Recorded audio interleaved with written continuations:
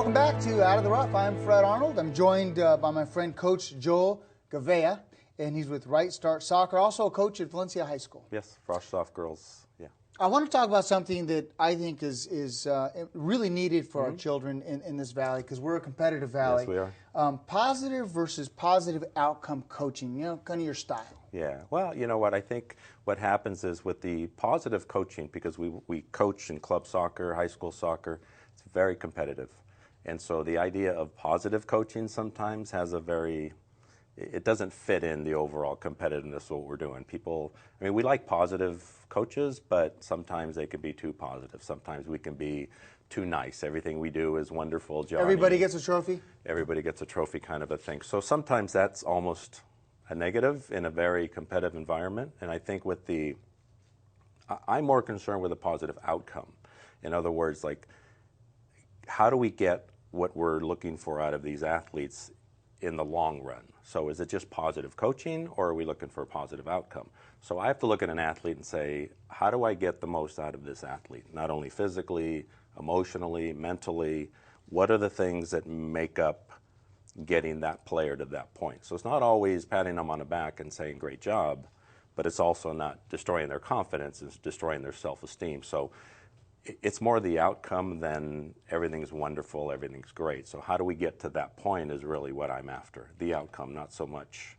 Not so much a pat on the back, but the outcome you're getting. Yeah. Some of that would seem like it would be more about what results are you getting, and are they seeing those results in that growth? Yeah, absolutely. Well, what happens is we take these athletes and okay, are we winning, those types of things. Everybody wants to win. And in a positive environment, winning's good. I mean, there's nothing wrong with, I'm very much, every game we play, every game I coach, we want to win the game. There's no question about that. But some great lessons can be taught when you lose. Absolutely. So my point is, we'll have situations where, why is that child playing?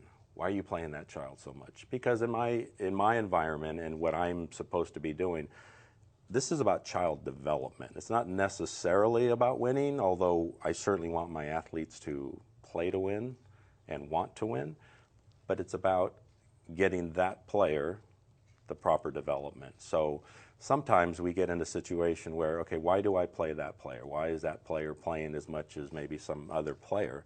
Because for me, it's about that particular child. What does that child need to reach their full potential? Sometimes it's a kick in the butt. Sometimes it's a pat on the back. Sometimes it's just making sure each player's different, right? So we got to make sure that each player's getting exactly what they need to get that outcome. John Wooden said, do I treat players differently? And he said, I absolutely do. Absolutely. And it's an interesting concept, because, well, don't you treat everybody the same and fair? He goes, no, absolutely. I treat them all different because they're all individuals.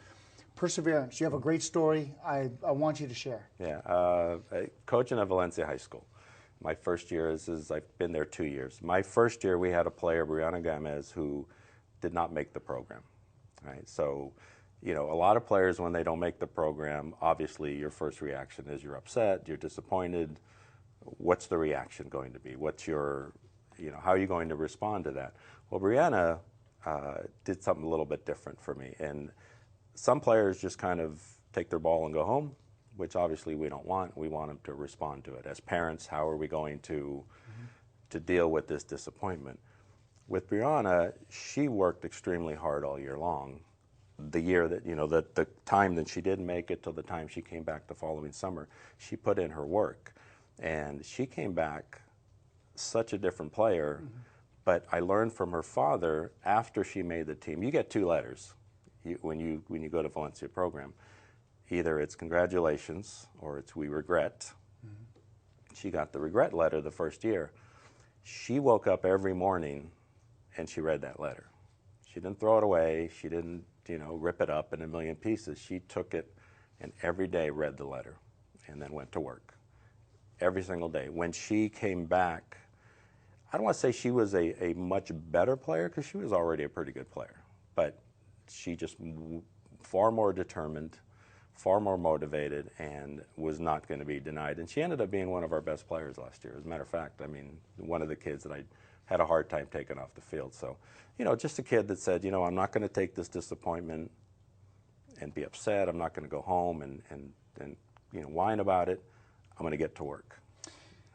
I mean, what a touching story. You told me that story, and I said, well, we need to talk about that just briefly, because it's really about all in Absolutely, your heart. Yeah. And there's so many stories like that. It's just and that's the fun of coaching, is not so much. I mean, the winning's great. We all love to do that, but it's seeing these kids grow, seeing them develop, seeing them, and these things are going to carry them far beyond their athletic career. Far beyond, because the impression that's made on you in your first 15 years is your blueprint for the next 40 or 50. Right. Yeah.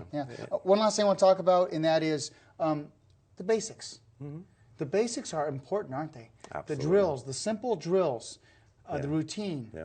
Real quickly, 20 seconds on the basics. Yeah, in soccer, it's about touching the ball. And we can get caught up in all the different drills and the ladders and the cones and all the different things, but it's about them touching the ball, and it's about them touching it almost every single day. Not don't have to do it for 2 hours, but just touch the ball. I compare it with my kids to learning an instrument.